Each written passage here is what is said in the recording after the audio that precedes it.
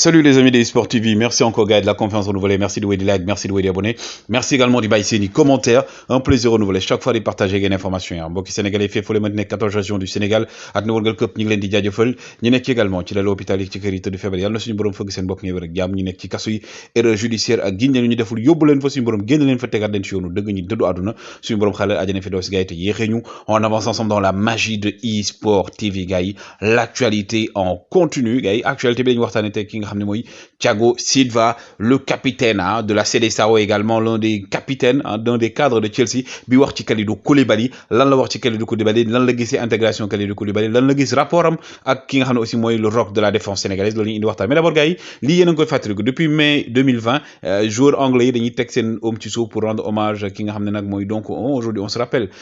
de ki nga xam ne aussi moom la ñu rey ca États-Unis donc te loolu nag fi mu ne nii dafa mel ne saison bi waa Premier League dañ ko bëgg a daal di dindi li nga xam ne également moo jëm ci match bi Sénégal démb nag dafa ndërmeelu à domicile Libéria moo ko dóor ñaari bal ci benn loolu nag ki nga xam ne mooy Pape Thiaw ne li ma si jàppoon mooy ne li ëpp solo mooy résultat bi qualification bi deuxième partie bi la ñu jëm di wax na Sénégal instant yi moom Guinée la war a dajale match yi ñëw pour mën a assurer qualification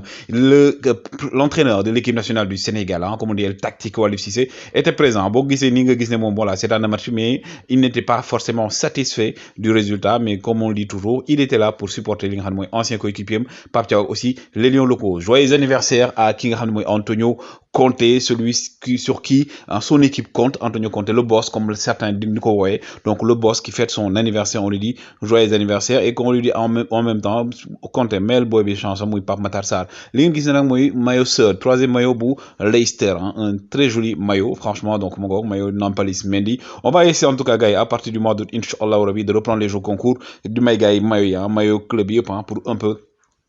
Ici c'est une famille. Marcelo, l'ancien joueur également de Lyon, après Modem Bordeaux, fini nak mom ci Australie, le signé contrat 1 an. Le défenseur brésilien de Lyon nga xamne mom mujjantal gi mok Lyon dañu am ay problème donc motax mu dal di fay jugé résilier contrat dem Bordeaux na wacc deuxième division fini ni ci Australie la dem pour ben saison. Ki nak ngeen gis ni Mauro Icardi ba légui gaay amul ben proposition bu ko xamne tek nañ ko ci table Paris Saint-Germain daf melni kenn bëggut a jënd Icardi ndax Icardi da fini daf melni boulet de canon la daf melni mom fini ni mom fardeau la sax ci Paris Saint-Germain que autre chose. Pendant ce temps Juventus nak ak kii di Leandro Paredes gars on nous apprend que ne ñi ngi ci en négociation pour que Paredes dem du côté de la vieille dame la Juve parce qu'actuellement donc ñii di waa Paris Saint-Germain dañoo bëgg a dégraisser wàññi également seen effectif yi donc bu fekkee Paredes dem Idrissa Gana Gueye day toog loolu moom mënut a ñàkk. Pendant ce temps aussi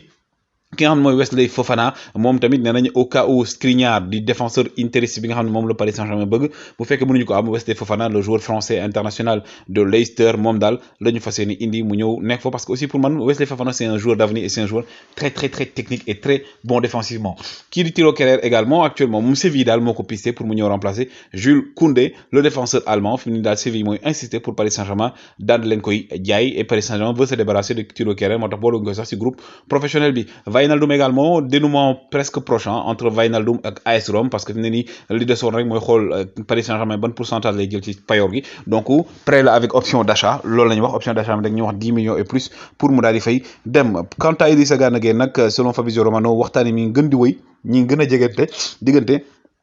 Everton ak joueur parce que Gana Gueye moom toog Paris Saint-Germain wala dem feneen moo ko gënal dem Galatasaray moo tax ñu ne fi mu ne daal Everton mi ngi avancé ci dossier maintenant fa lay mujjee on espère que ne en tout cas le meilleur se fera pour Idrissa Gana Gueye. Ki nga xam ne également mooy Lionel Messi waa Barça fi mu ne nii ñi ngi def communication pour mu dellu fa parce que moom contrat am ak Paris Saint-Germain 2023 lay jeex Xavi def na ci déclaration Laporta def na ci déclaration supporters yi également sondé nañ leen pour retour Messi ils sont tous favorables et selon le Blue donc mu ngoog mooy surtout page plutôt li nga xam ne mooy donc Manchester City ñoom dañoo annoncé Manchester City ak FC Barcelone am nañ accord total ci ñëw ki nga xam ne mooy Bernardo Silva mais pour l'instant rien n'est confirmé en tout cas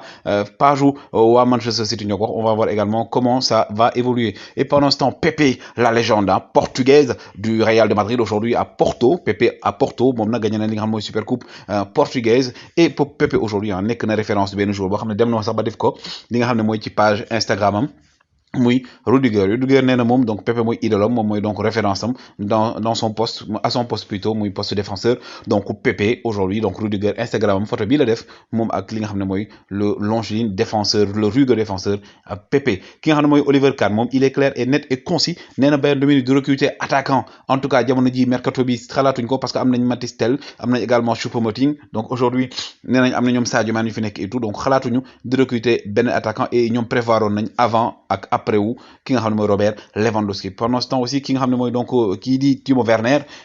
nag gars yi jamono ji moom day waaj a delluwaat fa nga xam ne mooy ca RB Leipzig loolu la ñu wax donc moom il est prêt à wàññi salaire am pour mën a dem foofu noonu loolu la gars yi di wax et pendant ce temps aussi Nicolas Jackson ak ki ngeen gis nii aussi di Sékou Mara ñoom ñaar nag dañoo amoon match jongante xaritoo diggante Southampton ak Villarreal ki nga xam ne mooy nag Nicolas Jackson wane na fa boppam ndax délivré na passe décisive ki aussi di Sékou Mara wane na affaire yu prometteur on espère que ñoom ñaar ñëpp ku nekk ren ji nga am temps de jeu beaucoup plus conséquent pour wane sa bopp ki nga xam ne nag mooy Thiago Silva déclare sa flamme Thiago Silva di wane fanwam ak gëdd gi nga xam ne jox na ko ki nga xam ne mooy Kalidou Koulibaly moom nag il est fier na il est très honoré am défenseur boo xam ne mooy